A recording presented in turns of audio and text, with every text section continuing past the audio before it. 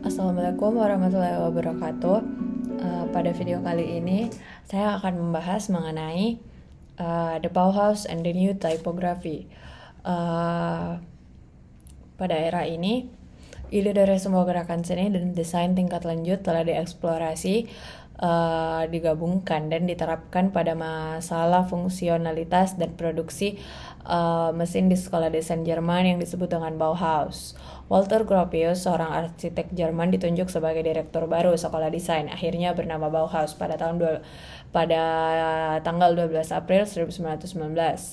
Gropius mencari kesatuan baru seni dan teknologi dengan berkolaborasi dengan generasi seniman dengan filosofi yang sama. Visinya adalah bahwa desainer yang terlatih secara artistik dapat menghirup jiwa ke dalam produk mati mesin. Filsafat awalnya dimulai di Weimar, Jerman. Bauhaus awal menarik inspirasi dari ekspresionisme. Ada Lionel Veiniger, seorang guru Bauhaus, dibuat sebagai ukiran kayu berjudul Katedral di 1919 yang dicetak sebagai halaman judul Bauhaus Manifesto. Dia memperkenalkan stil filsafat ke sekolah melalui asosiasi dengan Theo van Appenburg. Poster pameran Bauhaus ini dibuat oleh Josh Schmidt pada tahun 1923, menunjukkan pengaruh dari konstruktivisme, kubisme, dan stil betapa beragamnya gerakan bisa dibentuk menjadi pendekatan desain baru. Poster menggabungkan geometris dan bentuk mesin untuk direfleksikan slogan Gropius, seni dan teknologi kesatuan baru. Pada desain buku, Laszlo Moholy-Nagy, The Controversies Hongaria, bergabung dengan sekolah Bauhaus dan berkolaborasi dengan Gropius sebagai editor katalog untuk tahun 1923. Ada Herbert Bayer juga, seorang mahasiswa di sekolah Bauhaus, merancang sampul dengan Nagy mendesain interior halaman. Lalu jenis desain ada Herbert Bayer, menjadi profesor di Bauhaus di tipografi dan desain grafis departemen. Font sans serif digunakan eksklusif oleh Bayer yang juga merancang tipe universal. Bayer juga mendesain font bernama sepulang sekolah Bauhaus. Di desain poster ada Laszlo Moholy-Nagy. Bentuk huruf fotografi dan elemen desain terintegrasi ke dalam langsung dan terpadu pada komunikasi. Sudut pandang normal digantikan oleh mata cacing, mata burung, sangat dekat ke atas dan miring sudut pandang. Dia menggambarkan tipografi sebagai alat komunikasi. Dia harus komunikasi dalam bentuknya yang paling intens. Itu penekanan harus pada kejelasan mutlak. Dalam desain grafis dia menunjukkan penggunaan semua arah linear bukan hanya horizontal. Nagy mendesain sampul ilustrasi untuk sapu dan publikasi avant-garde.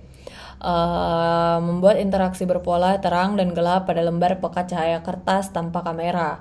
Dipilih berdasarkan modulasi cahaya properti. The Times of London ditugaskan Stanley Morrison untuk mendesain font untuk surat kabar tahun 1932. Time News Roman memiliki askender pendek dan turunan dan tajam serif kecil, menjadi tipografi yang paling banyak digunakan dari abad ke-20. Lalu ada The Modern Movement in America. Desain Eropa modern tidak menjadi pengaruh yang signifikan sampai dengan baik ke tahun 1930-an. Selama ini desain grafis Amerika didominasi oleh ilustrasi tradisional. Sejumlah kecil tipografer Amerika sangat bersemangat setelahnya melihat sifat tipografi dasar Jan Sinkel mengenali fungsionalitas dari ide-ide barunya.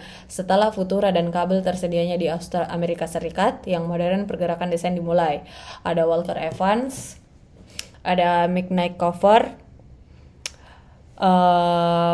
melakukan promosi poster kesatuan sekutu pada tahun 1940 untuk meningkatkan moral sekutu bangsa.